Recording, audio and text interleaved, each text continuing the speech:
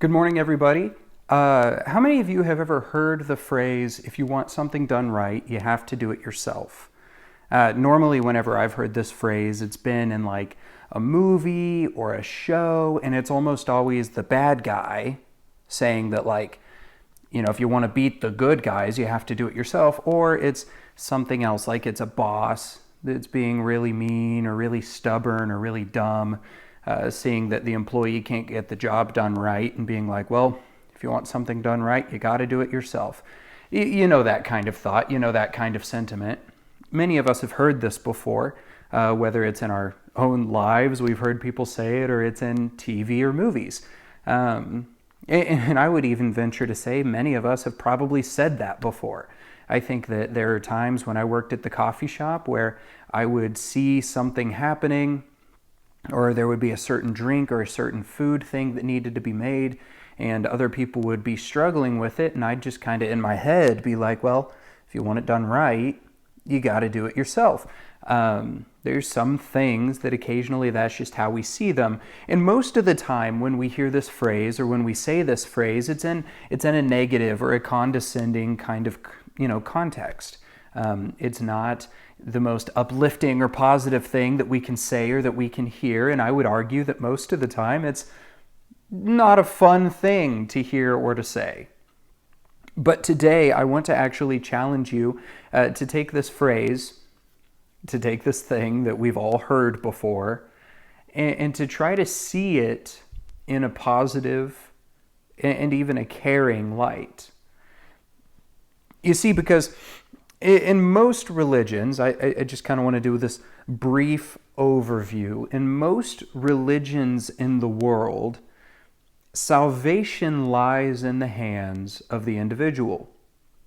Whether or not you are saved, whether or not you go to heaven, whether or not you reach nirvana, whether or not you get reincarnated as a good thing or as a bad thing, lies in your hands. It is your responsibility. It is nobody else's. There is nothing you can say or do about it. It's all up to you. And in most religions, that's the case. However, when we look to the God of the Bible, we see that salvation is something that He sees as too great a task for us to accomplish on our own.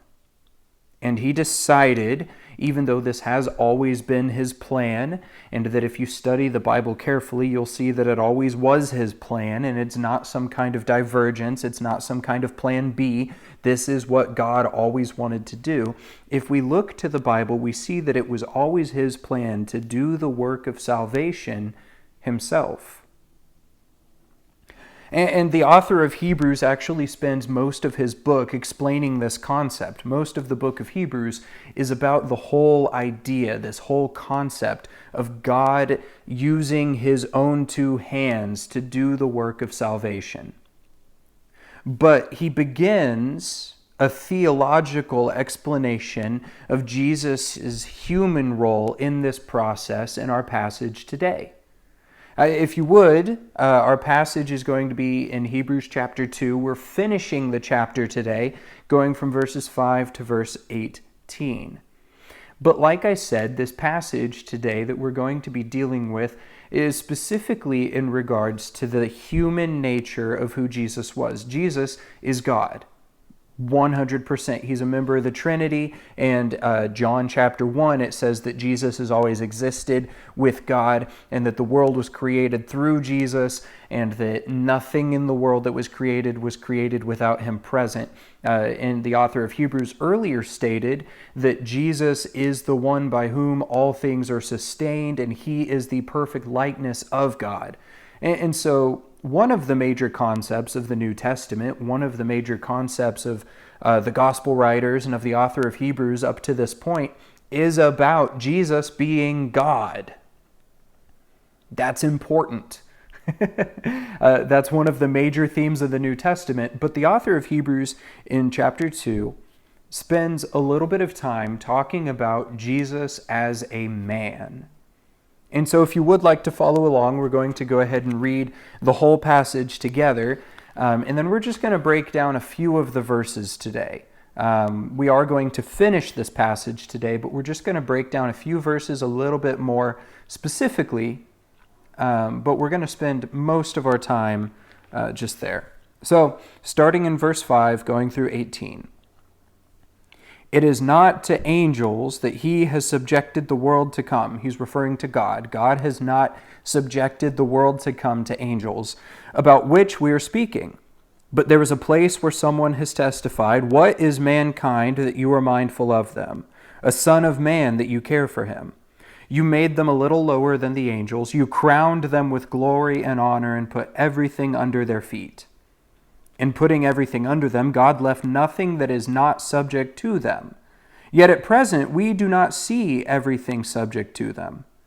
But we do see Jesus, who was made lower than the angels for a little while, now crowned with glory and honor, because he suffered death, so that by the grace of God he might taste death for everyone. In bringing many sons and daughters to glory, it was fitting that God, for whom and through whom everything exists, should make the pioneer of their salvation perfect through what he suffered. Both the one who makes people holy and those who are made holy are of the same family, so Jesus is not ashamed to call them brothers and sisters. He says, I will declare your name to my brothers and sisters. In the assembly I will sing your praises. And again I will put my trust in him. And again he says, here am I and the children God has given me. Since the children have flesh and blood, he too shared in their humanity, so that by his death he might break the power of him who holds the power of death, that is, the devil, and free those who all their lives were held in slavery by their fear of death. For surely it is not angels he helps, but Abraham's descendants. For this reason he had to be made like them, fully human in every way, in order that he might become a merciful and faithful high priest in service to God, and that he might make atonement for the sins of the people. Because he himself suffered when he was tempted, he is able to help those who are being tempted. So there's a lot going on in this passage. Really, there are just a few major key concepts that the author of Hebrews really expounds on, and all of them come from this one key fact, that Jesus, God, became a man and was made in the form of a man, took the position beneath creation, took a position within the creation he made, and even died in that creation for the sake of that creation. And I know I'm just kind of using these words a lot. I'm saying creation over and over again. But the thing is, Jesus became part of what he created so that he could save what he created. And that is the bottom line of what the author of Hebrews is getting at here. But I kind of just want to expand a little bit on a few of the concepts mentioned in this passage. So first, I want to take a closer look at verse 9, and we're just going to kind of break down one of the major theological points here. And verse 9 says, but we do see Jesus, who was made lower than the angels for a little while, now crowned with glory and honor because he suffered death, so that by the grace of God he might taste death for everybody. There are just a couple things I want to address here, and we're going to finish the first theological point, and then we're going to start the second, but the second one really comes through in the second set of verses that I want to address. So first, Jesus was a man. He was fully human. He was fully God and fully human.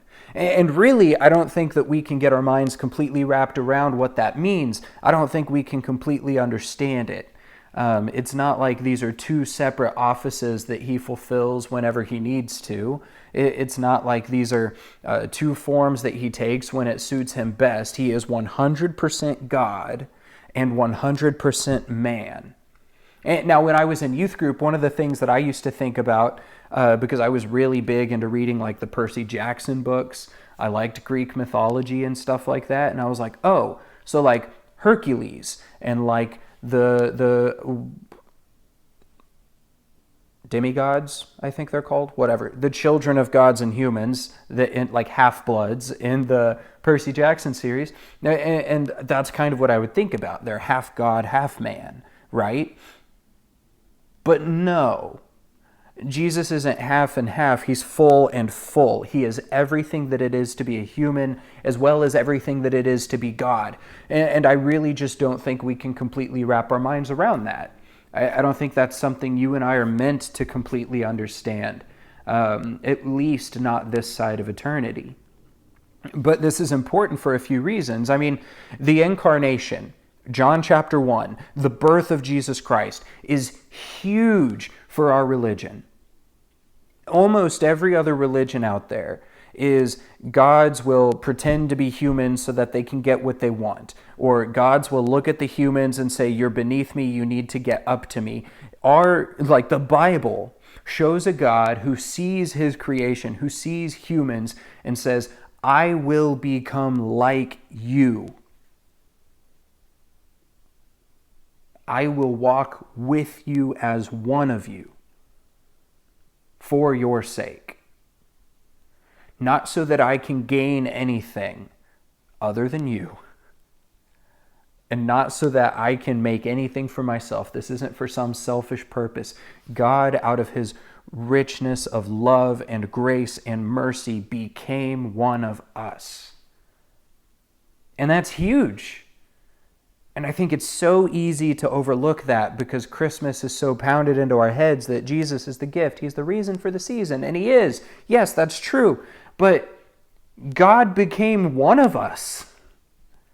And that is huge. And it's so easy to look over that. You see, Jesus put himself in a position where he was placed beneath what he had created. The author of Hebrews says that Jesus put himself beneath the angels for a time. He was subject to creation, even to the point of death. John tells us that Jesus has always been present with the Father, that the world was created through him, and the author of Hebrews makes it clear that Jesus didn't see it fit to stay in a position above his creation, but rather that he would be placed beneath it to set it free. See, the author of Hebrews references this again in verses 17 and 18, but as a part of becoming human, Jesus suffered and faced temptation. This isn't one of those things where he's just like this. He is perfect, don't get me wrong. I'm not trying to say he's not, but it's not like God was immune. It's not like Jesus was immune to the things that you and I have to face. Like, Jesus wasn't immune to temptation. He wasn't immune to suffering. He had problems. He had to grow. He had growing pains. Jesus had to learn things as a human. It said that he grew in stature and wisdom. He grew in his understanding of things. He grew in knowledge, and he grew in size as well. Jesus had to go through all the things that we have to go through, and we have it clearly shown that Jesus was tempted multiple times to escape the fate of the cross. Jesus suffered and faced temptation. How great is it to know that the God that we worship didn't take shortcuts to escaping the suffering necessary for salvation. Not only is this a show of the goodness of God and the greatness of his love, but this also shows us that God understands our situations that we're in, and he's taken part in them as well. Because when we are tempted, when we are going through suffering, when we're going through hardship, we know that we have a God who went through that too. He knows how we feel. He felt it. We worship a God who suffered and faced temptation, and though he did rise above these things, and though you and I are going to fail, how much greater is it to know that our God has the kind of relationship with us that he knows what we're going through. He knows what we feel. He cares about what we feel to the point where he didn't see it fit for him to just never experience that. I don't know. I think that's really cool, and I'm kind of going off script, but it's just this whole idea of like, Jesus was a man. And that's super cool to me that like our God was human. It's absurd. It's crazy. He was fully God and fully man. And it's not like he became a God. It's not like God created him to become a God or God created him at some point. He's always existed with God. He's always existed as part of the Trinity. He was always there. He always will be there. And he is always part of everything. But he became a man like you and me for our sake. The second thing, and we're going to start off here and we're going to move into our next passage, is that Jesus, being God and man, took the death that we deserved. He did. Jesus took the death that we deserved, and that's how sin was defeated. Now, I do want to say that there are two things that we refer to when we say sin. There's lowercase sin, which is going to be like lying, it's going to be like cheating, it's going to be the little things that you and I do, or the big things that you and I do that go against the design that God has for his creation.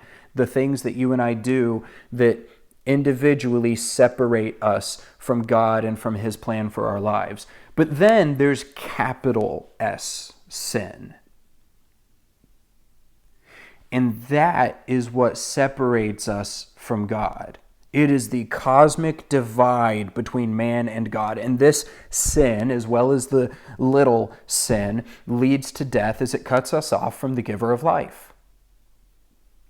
Because this chasm that existed between God and man made it so that we were bound to death instead of being bound to the giver of life.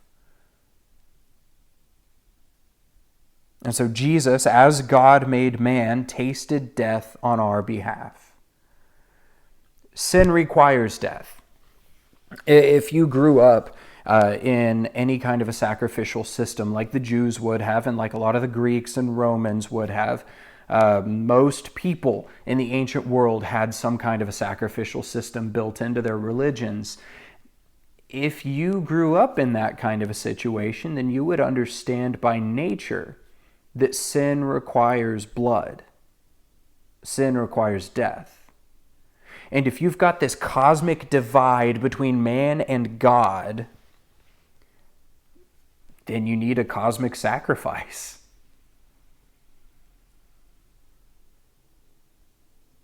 They had sacrifices in the Old Covenant, but they would only cover sin for a little bit of time. They would only cover specific sins that you had committed. They could not cover everything, and even when one sin was paid for, more would follow. So in his death, Jesus took the capital S sin and he buried it along with death itself.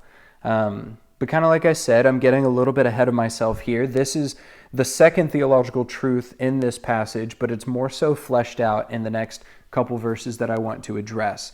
And those are verses 14 and 15 in the passage. Since the children have flesh and blood, he too shared in their humanity, so that by his death he might break the power of him who holds the power of death, that is, the devil, and freed those who all their lives were held in slavery by their fear of death.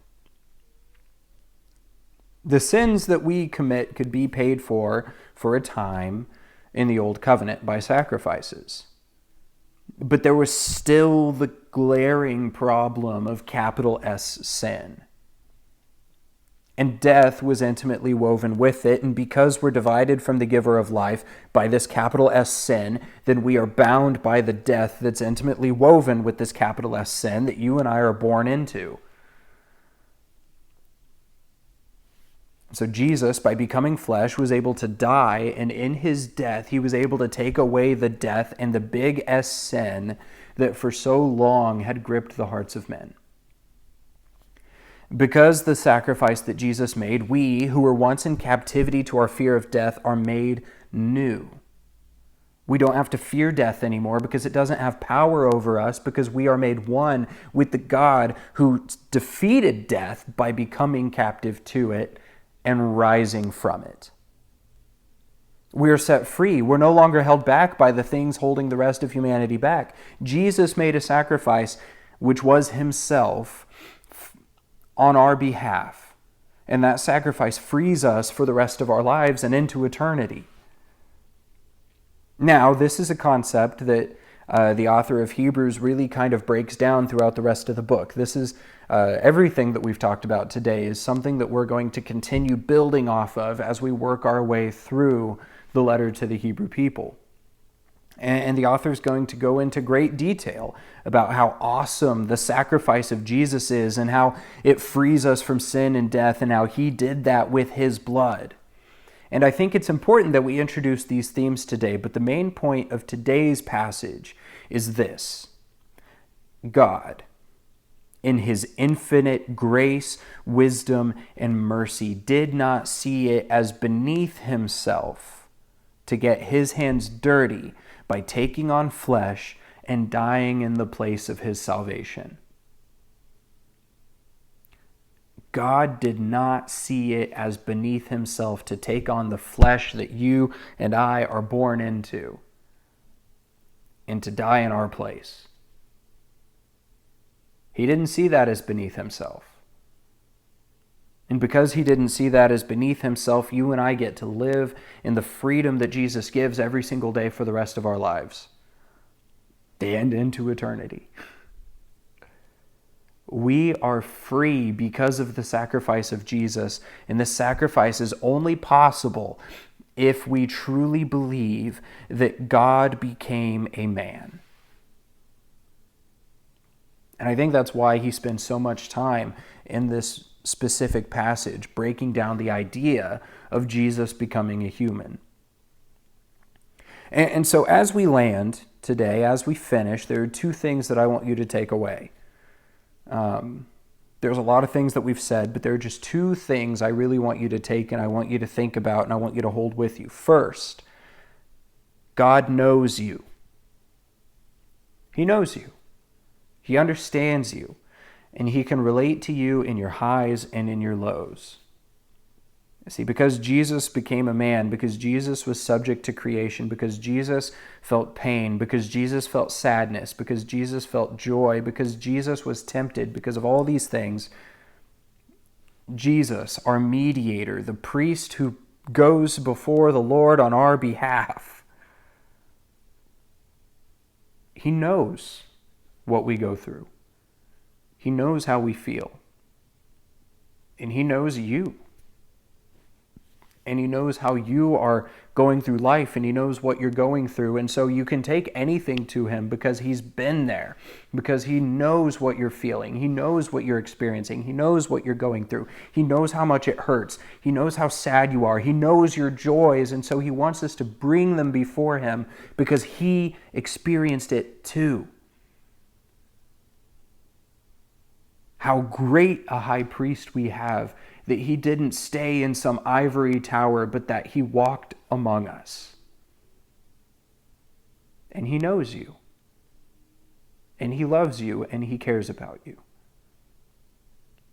The second thing is this: Jesus has already done the work. Yes, you and I are called to be like Jesus in the way that we handle ourselves. And yes, if we are actively being formed by the Spirit, then there are certain things that we will go out of our way to do, and there are certain things that we will go out of our way not to do. We're going to stop certain behaviors. We're going to stop doing certain things, being with certain people. We are going to do that. We are going to start being in different groups of people. We are going to start doing different things that bring glory to God and that complete the work he's given us to do.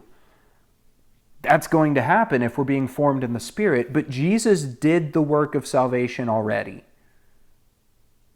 Every other religion in the world calls people to go up the ladder to God, but Jesus is the proof that the God of the Bible, that the God of Israel, that the God that we worship made the stairs himself and came down to us first. And he doesn't call us to go up these stairs alone. He doesn't call us to do anything without his help. He doesn't call us to do something that we cannot do. He calls us to follow him in what he has already done. The beauty of the gospel is that it is God coming to man and bidding that he follow. No matter where we're starting, no matter where we've been, he bids that we come and follow. Would you please pray with me? Father, you are good. Thank you for another opportunity to dig into your word and to hear just what you have for us. God, just please help us to have open hearts and open minds and open eyes and ears to hear and to see where you lead us, and just in all that we do, that we would be more like you. Thank you for Jesus. Thank you for becoming one of us, for walking among us, for knowing the experiences we have, and for being a God who doesn't just stand up in a tower waiting for us to get there, but that you came to us first. May we follow where you lead, and may everything that we do be a testament to your glory, your goodness, and your grace and your love. You are deserving of everything good, and all honor and glory and power be to you. It is in your name that we pray. Amen.